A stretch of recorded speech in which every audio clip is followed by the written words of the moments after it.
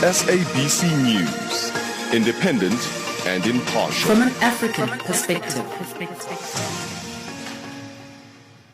Churches have been remembered by the state and now are given some extra relaxed measures. Arthur Davis Skopo, our Zambia correspondent, has the details.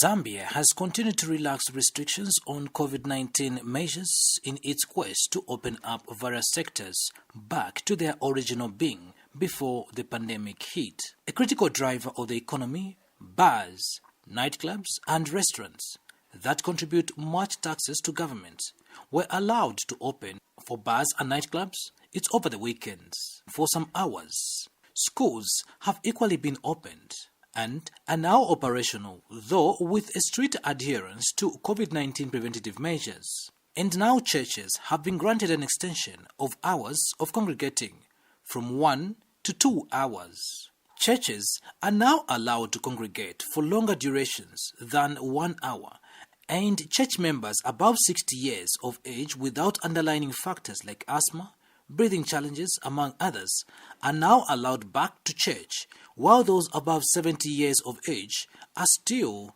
told to stay home. Permanent Secretary in the Ministry of Religious Affairs, Reverend Howard Kwela, confirms the relaxed measures by the state. Reverend Howard Kwela has further cautioned members of the public and churchgoers to be observant of COVID-19 preventative guidelines. Renowned Lusaka Bishop John Mambo of Christian Family Church International welcomes the relaxation of some of the COVID-19 measures. So I think it's a good move, but let the church itself regulate ourselves. That this announcement, yes, it's a plus, but then we are a very, very responsible body. We should be, in fact, in this country, we should be the first people to be logged on such things.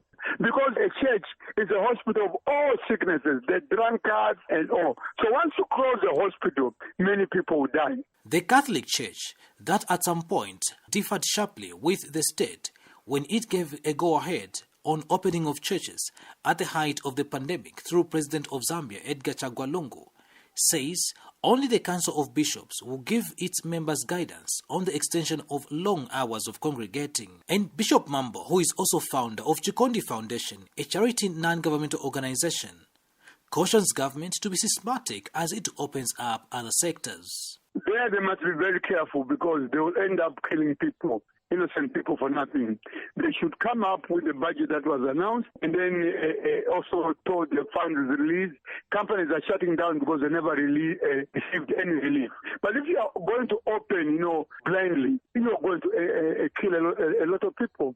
Zambia has continued to record good results in terms of low infections of COVID-19 recorded each day. On 21st September 2020, the country recorded the lowest rate of 4% positive cases, as it had 61 new COVID-19 cases out of the 1,581 tests conducted in 24 hours.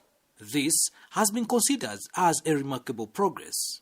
Today, the cumulative number of COVID-19 cases in Zambia is at 14,443, with 13,629 recoveries and 332 deaths and 482 active cases. This shows some remarkable decline in the number of COVID-19 cases being recorded in the country.